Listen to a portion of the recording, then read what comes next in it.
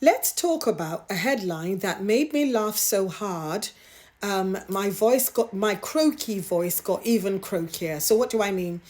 The other brother claims that he's not an ornamental patron, but unfortunately for him, the receipts prove otherwise. So, the new headline is that he says, "Oh, I don't want to be an ornamental patron."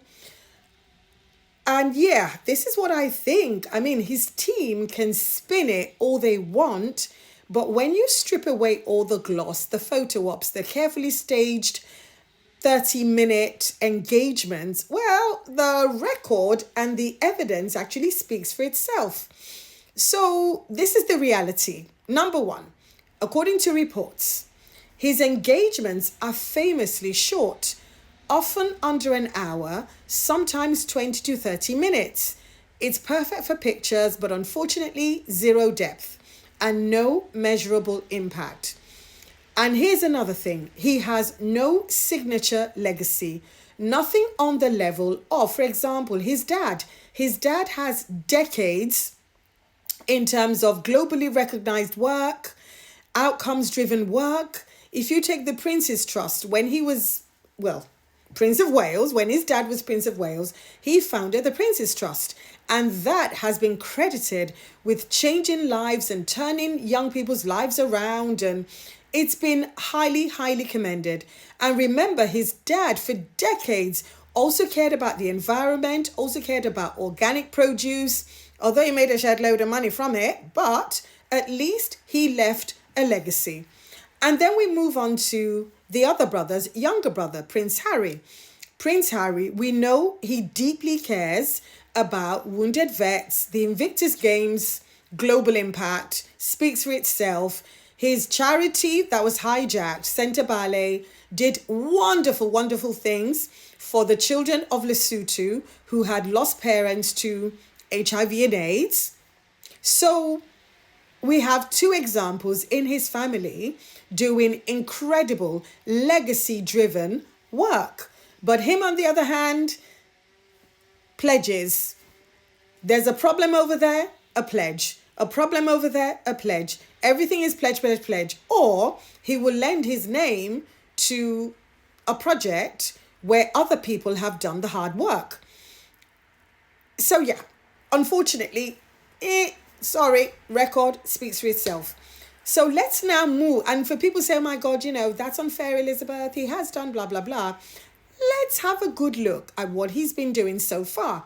So he has his own big projects. So for example, Earthshot, the recent example in Brazil, that was so bad and it was so widely panned by royalists and non-royalists alike. And the irony that they had to cut down a massive 3-4 mile 8 mile strip of forest just to make roads. Nah, not a good look for him. Not a good look at all. Widely panned. It wasn't great. And the funny thing about his projects is they never focus on the winners. So Earthshot, we would have loved to know who's the winner. What did they do to win? The ones who won in the past, where are they now? We never get anything like that. So yeah, sorry. And the problem is, a lot of the projects that he lends his name to, after launch day, that's it. You don't see him again. The projects, they fade, they stall, they get re-announced. That's another favorite, the announcement before the announcement, and then they disappear again. And yet, here he is talking about not being ornamental. But if you look closely at the article, you see him cutting a cake. You see the 30-minute drop in. You see a little paint on the wall. A few lines about, I want to get involved. So yeah, not a good look. That, in my opinion, is textbook symbolic participation. That was good maybe like 50 years ago, 30 years ago. But nowadays, people want a bit more. And as far as we're concerned, I think people are looking for things like systemic change. They're looking for measurable contribution, and they are looking for legacy. So 20 years with Centrepoint, what is the legacy? Honestly, nothing that shifts the ground, nothing that redefines homelessness, nothing that experts can point to and say, this model exists because it was pioneered by XYZ, or homelessness has gone down. Because unfortunately, the rate of homelessness is increasing exponentially. And if you compare that to what his mother, Princess Diana, did, her center point work, it really shook the establishment. She didn't just show up. She literally changed public attitudes. Meanwhile, in the case of her son, it's actually the press that do the heavy lifting.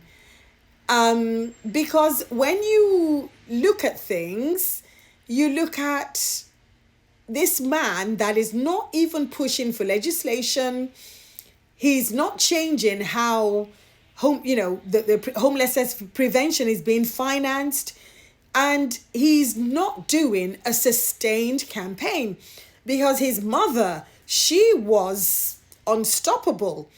Even governments try to stop her when she's campaigning.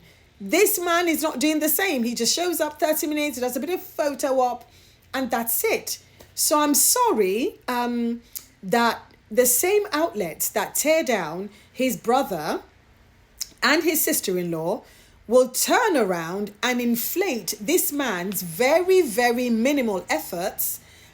And they try to say, oh my God, he's so hands-on. Hands-on where?